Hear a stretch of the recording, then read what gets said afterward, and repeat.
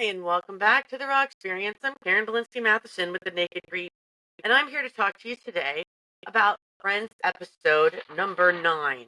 It's the one where Underdog gets away that we are calling the day traditions change. Die.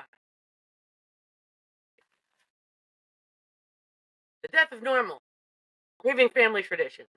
So, forgive me because I'm doing this solo. We had a little technical difficulty. Melissa and I did this really nice 30-minute podcast last week, and for some reason, I couldn't get it to actually format correctly. So I wanted to deliver as promised, giving you a face to see for once, and wanted to try and see if I could just kind of do this on my own. So bear with me because it's not going to be nearly as cool having that banter between Melissa and I, but I am going to do this as promised. So just to recap what happens in the one where Underdog gets away. It's the episode for the very first Thanksgiving that we see in the series. Monica informs Ross, did you know that mom and dad are not planning on being here for Thanksgiving? Ross, who's already gone through so many changes in these few weeks that we've gotten to know them, has a little denial experience. What do you mean? So remember, divorce, wife moved out and took a lot of furniture with her. And then he built new furniture, learned how to grab a spoon by asking Rachel if sometime in the future she'd go out with them. Then there's this blackout and she meets Talos. So now he's faced with that first rejection after being single again. And now mom and dad aren't going to be here. And granted, Monica's a chef. She knows how to do this kind of stuff. But is it going to be the same when sis is trying to step in as mom? Is she going to make it the same way mom does? Are the potatoes going to be lumpy? Is the stuffing going to be rich and moist? Is the house going to smell fantastic? What's going to happen? So along the way, we start to learn what the other friends are doing. Chandler doesn't celebrate Thanksgiving. He does grilled cheese and mac and cheese. Doesn't want anything to do with tradition. Joey has a large family. He's the only boy. He's going to spend Thanksgiving with them in, I think, Brooklyn. And Phoebe's going to celebrate with her grandmother and her grandmother's boyfriend, but they celebrate at a different time of year because they go with the lunar moon. And Phoebe tells Monica, well, I'm available. I guess I don't have plans. Rachel's going skiing with her family. And I think that covers everybody. So Rachel's got her first waitressing gig, and she's learning really quickly that the dollar doesn't stretch the way she thinks it will. So a ski trip on a waitress's salary is really hard to pay for. So the friends chip in and surprise her with the extra money she needs to buy that plane ticket. Joey gets a nice modeling gig for the healthy guys, and he gets syphilis or something. And his family thinks that because he's on these ads, therefore he's sick, so they don't want him for Thanksgiving. So now Joey's joined in the invitation for Thanksgiving, and Thanksgiving Day comes.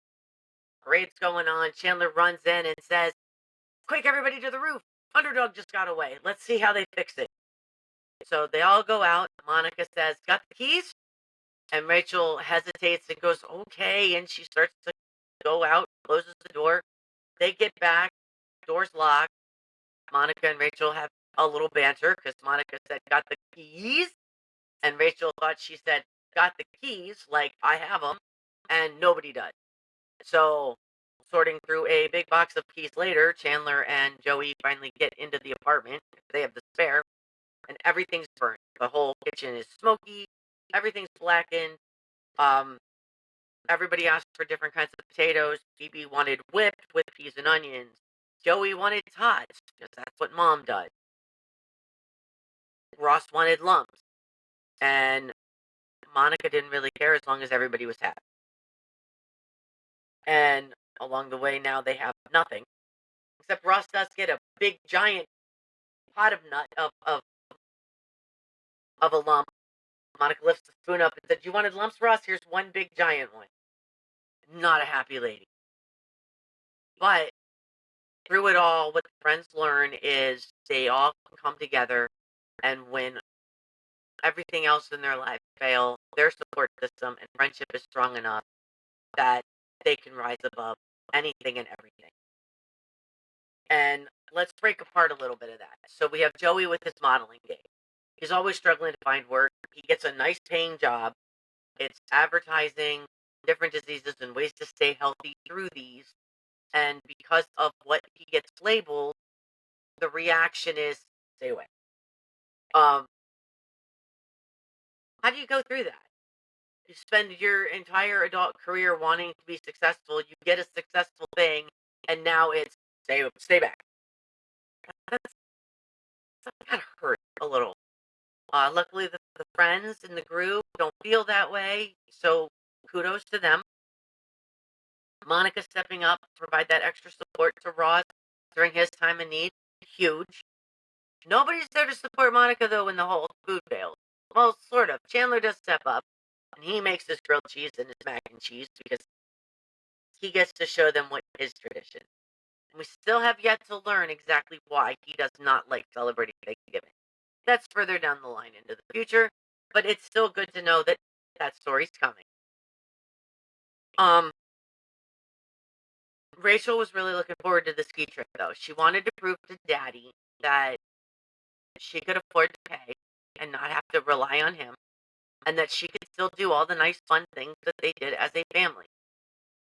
Well, she did figure out that she could afford to pay with the help of a friend. She also figured out where it really mattered. And despite everything going wrong, again, when Chandler comes through with his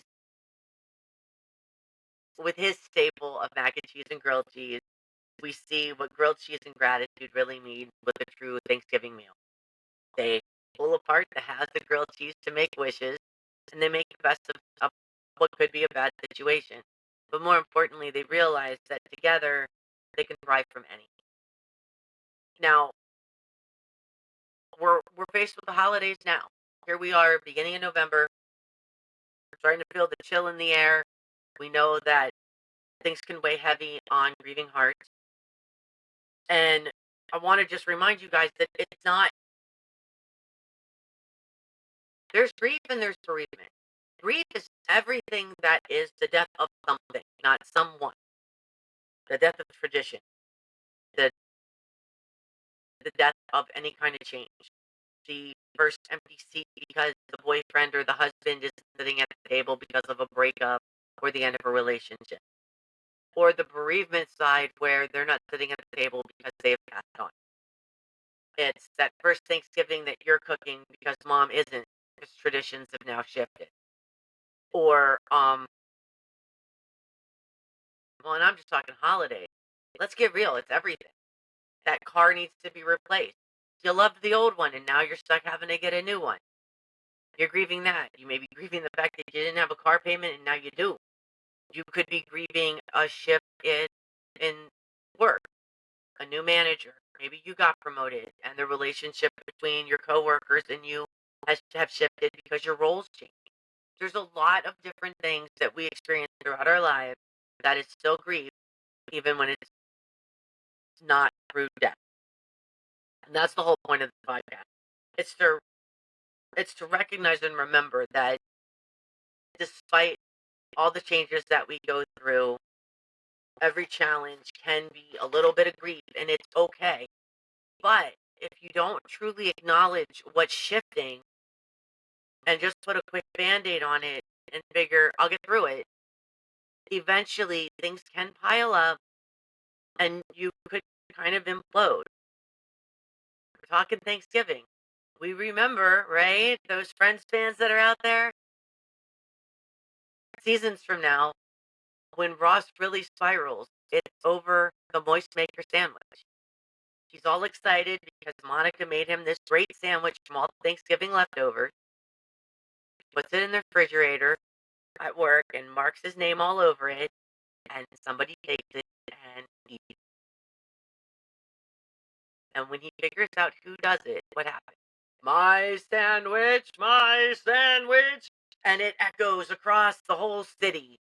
And then he's put on sabbatical and he's put on medicine and he's told to get better before he can return. And when we look at everything that's compounded already in the first 9 episodes, putting Band-Aids on. He's thinking, "I have enough support system. I can get through this. I can get through this." But he's going through so many life changes, major life changes so fast that he really hasn't had time to breathe. He hasn't had time to step back and go, "Oh my gosh, I really need to reevaluate this. I need to get a handle on it. I am going to get stuck.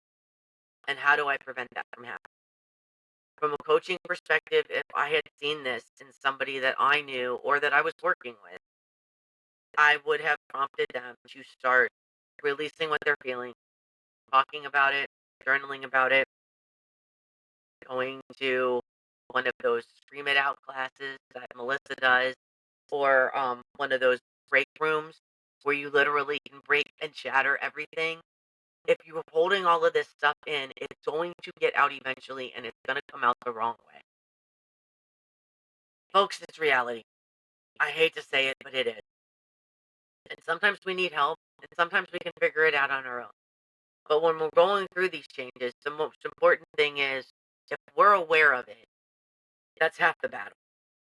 So I hope this helped. Leave a message in the comments. I apologize for Melissa's absence. I kind of did this off the cusp because I wanted to make sure I had something to post this week. It's been a struggle to get this out there. Happy to see everybody though, instead of hiding behind a screen. And got all my little friend stuff back there, just so you know, I'm really dedicated to this. And I will see you next week. We will be back as a team and moving on to episode 10. Until then, have a great day.